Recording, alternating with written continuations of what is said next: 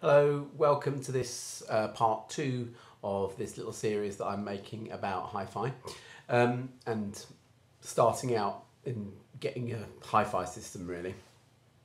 This video is going to concentrate on the basics of planning what you're going to buy, and that means deciding on a budget, deciding what you want to buy, and understanding a few basic facts and figures. Okay, rule number one is do your research. First of all, that research means perhaps looking at a few hi-fi magazines from the magazine shelves in Smith's or wherever. A few titles that I really do recommend, in fact two titles that I really recommend are Hi-Fi World, because that tends to be not biased too much towards extra high-end stuff. They're not frightened to review budget stuff. They have a realistic view of money in terms of the fact that if you can get great sound and it costs relatively very little, then they don't poo-poo it, unlike certain magazines that I know that would, you know, that would almost sort of, you know, turn their nose up at that sort of equipment. They also, although they do review a lot of digital products, they also have a nice little vinyl appreciation and a little section in there all about vinyl. So if you like vinyl, then that's a good title to go for.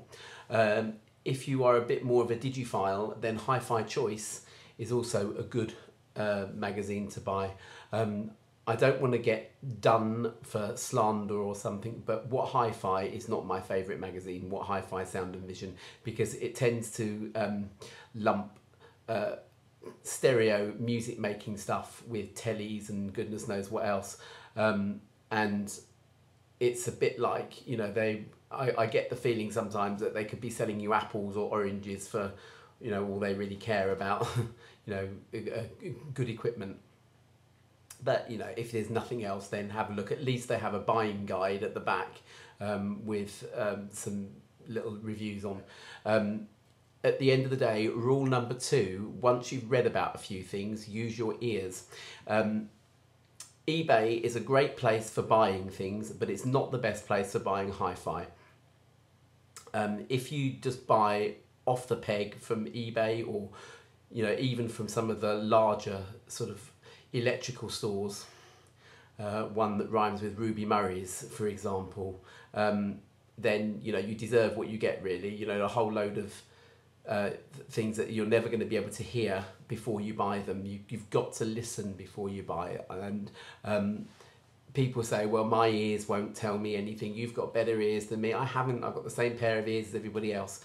And sometimes I can be rather deaf as well. So, you know, we're all the same really. And you will notice that there are differences between things. And I'll talk about that perhaps when I talk about other components. But yeah, you will notice a difference between things.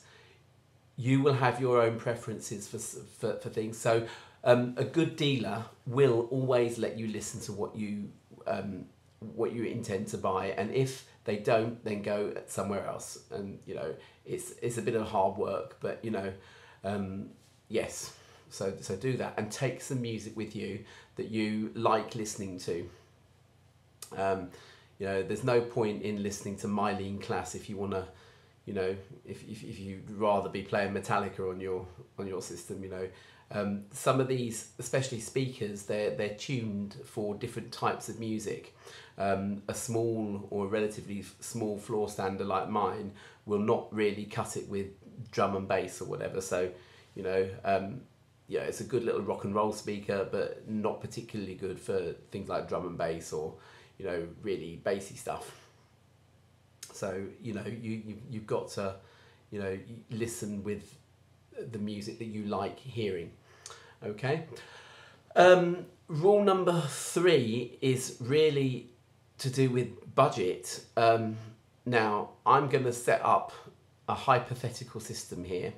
I'm going to pick round about £1,000. I'm sorry, it sounds like a lot of money. It is a lot of money. Very realistic. Money's very hard to find these days, but I would save. I would necessarily, not necessarily buy the whole thing at once. But if you set a budget of round about £1,000, how would you necessarily divide that up? Well, firstly, in hi-fi, less is more. If you go to the aforementioned electrical department store that rhymes with Ruby Murray's, but I won't say their name, you could buy an all-singing, all-dancing system with loads of lights on and have change out of £100. But it's not going to necessarily give you very much satisfaction in the way of sound quality. Bangs and whistles, lights, all sorts of funny abbreviations and that sort of thing all lead to, deterioration of sound quality. NAD, who are a good hi-fi make from Denmark, and I think NAD stands for New Acoustical Dimension or something. They once ran an ad for a CD player, and on the front of the CD player it had, exactly what I'm talking about really, the bangs and whistles. It had loads of buttons on it, one that said play, fast forward, rewind, program, tea, coffee, I don't know, hot chocolate, what the heck does this button do, and a few mnemonics on there for some whizzy system that was supposedly inside. And their message basically was, our CD players are simple. They have just the very basic functions. We've put the money that you're spending into the actual components inside the machine, and that is really the difference between common or garden audio equipment that will just make a noise and proper hi-fi that is trying to reproduce the sound that was going on in the studio. So the less bangs and whistles, the better. So when you've got your £1,000, you need to sort of divide it up. First of all, you are not going to get the whole world, so choose one source component.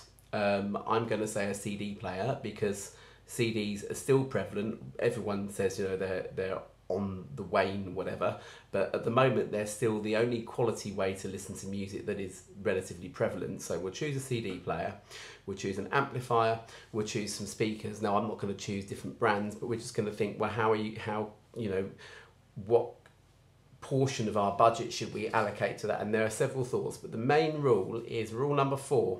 If you put garbage in, you will get garbage out. Okay, it's a big maxim. If you buy a £100 CD player and put it into a £600 amplifier and a £300 pair of speakers, you will get £100 worth of rubbish coming out.